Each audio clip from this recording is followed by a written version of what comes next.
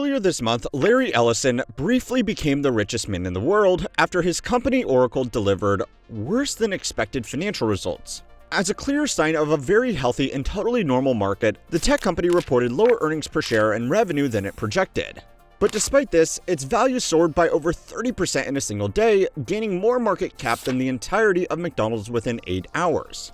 This is all from a company that has historically provided boring software subscriptions to boring enterprise customers. And if an industry reputation is to be believed, they didn't even do that particularly well. So as you might have already guessed, this recent boom has had a lot to do with big promises about the future of AI, which is nothing that special by itself anymore. But the way that Oracle is capitalizing on this hype is unique, and it's also worth understanding because, unfortunately, it will impact you. Oracle is going to be effectively taking over control of TikTok in America. It has massive influence in both Silicon Valley and Washington. It might single-handedly be keeping the AI bubble inflated. And this is not to mention the direct connection it will have with potentially the biggest traditional media company of all time. It's all very impressive stuff when you remember that, unless you were unlucky enough to have to deal with their software services, most people have no idea what the fuck this business actually does. Larry Ellison, founder and top shareholder of software giant Oracle, has seen his net worth by $70 billion in one day. According to the White House, the deal would transfer control of TikTok's U.S. operations and a copy of that all-important algorithm, Oracle, founded by Ellison in cooperation with the government, monitors this algorithm. Larry Ellison is an amazing man and an amazing business person. According to the Wall Street Journal, who's reporting Paramount Skydance is preparing a majority cash bid for Warner Brothers Discovery. The move would see the two titans of the entertainment industry come together. Okay, so there are really 3 things you need to understand about this company. The financial shenanigans it has pulled to suddenly explode in value, the way it's using that paper value to grab real value, and how it's using that value to become one of the most powerful institutions in the world. I know organizations like Blackrock usually get all of the attention for pulling strings behind the scenes, and honestly, some of these fears are not totally unwarranted. But hold on to your tinfoil hats, because there is an argument to be made that what Oracle is turning into is going to be much worse, and here's why. The recent run-up in Oracle stock price has been largely thanks to its aggressive shift into AI infrastructure support. The company is building massive AI data centers and then selling access to them to companies that don't have the money or expertise to build their own. Now, cloud computing is not a new offering from Oracle, and a lot of other companies offer similar products. But the rate at which they are expanding this part of their business supposedly is what has surprised a lot of investors. As far as tech companies go, Oracle is pretty ancient at almost 50 years old now. Investors were treating it like a mature, stable, low-growth industry incumbent that had carved out a nice little niche for itself in commercial software services. But over the last year, it has effectively rebranded itself in the markets as a born-again AI startup complete with the investor exuberance that comes with it. This really came to a head in their most recent earnings when they announced that they had almost $500 billion in backlogged orders from AI companies desperate to utilize its expanding infrastructure. It's basically that number alone that has fueled the surge in Oracle stock price because everything else in the financials were underwhelming at best. But that didn't matter because big numbers go up and people are hoping this could be the next Nvidia for everybody who missed out on Nvidia. But there are 3 big problems with that absolutely massive number. The first is the simple fact that we need to get out of the way first, which is that this spending is probably almost certainly unsustainable. Generative AI does have some useful applications, and in the long run, we are going to figure out more ways to integrate it into everyday technologies. But $455 billion is more than 2% of US GDP, and that's in just one set of contracts from one company.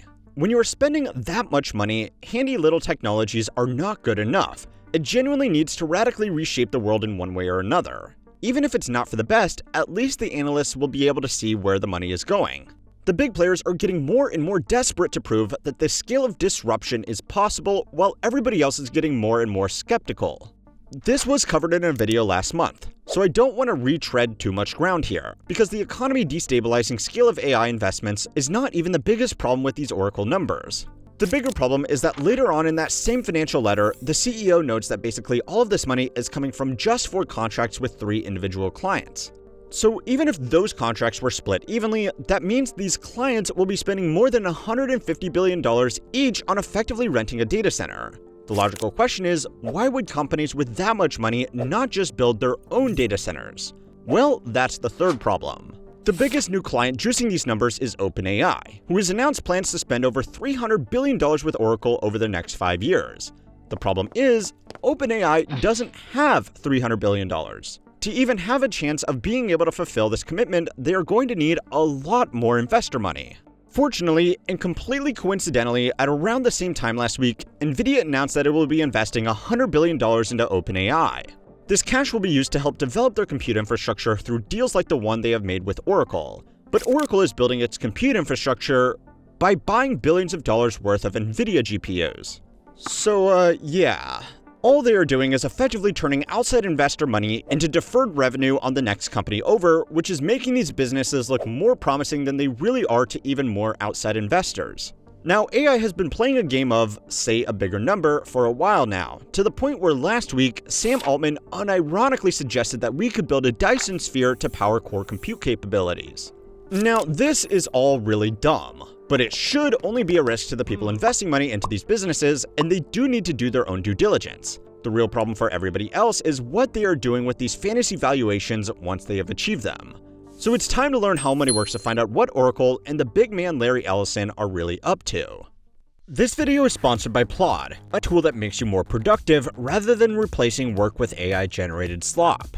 I've personally been using two of their other products, Plaud Note and Plaud NotePen, which have been a huge help in my workflow. And now they've just launched a brand new product, Plaud Note Pro, still the size of a credit card but with a smart display screen that can show real-time recording status and battery life.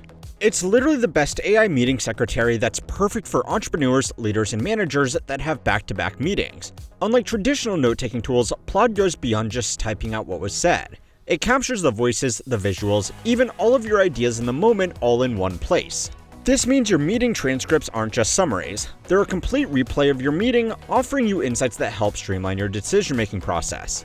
What's more, Plaud comes with Ask Plaud, a ChatGPT-like function. It learns from your meeting history to understand your unique needs. Need help drafting an email? Ask Plaud. Want to pull data for a report? Ask Plaud. It can even help you delegate tasks to your team, all with minimal effort on your part. Honestly, it's pocket magic on those busy or info-packed days. You can check it out for yourself with the link in the description or by scanning the QR code. Oracle and its founder Larry Ellison have been extremely wealthy for a very long time now, and over the last 4 decades, neither of them have been afraid of throwing their money around a bit. Oracle spends millions of dollars every year on political donations and lobbying, and Ellison himself was one of the biggest spenders on last year's election, even if he was a little bit more low-key about it than Elon Musk. Senior executives in the company, including its outgoing CEO, have also held key positions within the current government. But like all good philanthropy, the alleged return on investment from these donations has been staggering. On a totally unrelated note, TikTok's parent company, ByteDance, must sell off its US operations in a deal that has been heavily monitored by the government because of the sensitive user information and influence the platform controls. To facilitate this transfer, Oracle has been selected and approved as the company that will handle the new platform using its existing cloud infrastructure. This is going to give it influence over the algorithm and access to that same sensitive user data. Now, you might reasonably say that it's better for an American tech giant to have this data, when the alternative is a Chinese tech giant, and that's completely fair. What hasn't been completely fair is the tender process to decide which particular tech giant would be gifted this valuable opportunity. The details of this acquisition are still incredibly vague and opaque, but almost every independent estimate says that the $14 billion valuation put on the social media platform is well below what it should trade at. Now, only the American operation is being forced to sell here, but even still, comparing it to a competitor like Instagram, based on sales within this market alone, it should conservatively be worth 10 times more. Now, political lobbying potentially and totally coincidentally resulting in a lucrative government deal might not come as a huge surprise to you anymore. But, well... Say the line, Bart! It gets worse. The Ellison family have used their wealth and influence to move far beyond one single tech company. Now, I have to give a warning that this next part involves looking at the world's most punchable face, although nothing I can say can truly prepare you.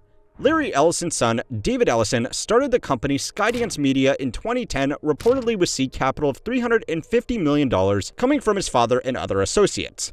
Last year, Skydance took over Paramount to form Paramount Skydance, which Ellison still has voting control over. This new mega media company is also reportedly eyeing a deal to acquire Warner Brothers, which would make it one of, if not the largest traditional media conglomerate in history.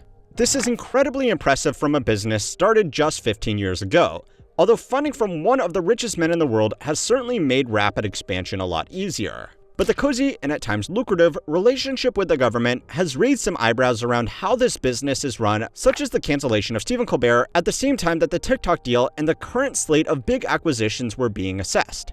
However, the company insists that it was purely down to the show receiving poor ratings.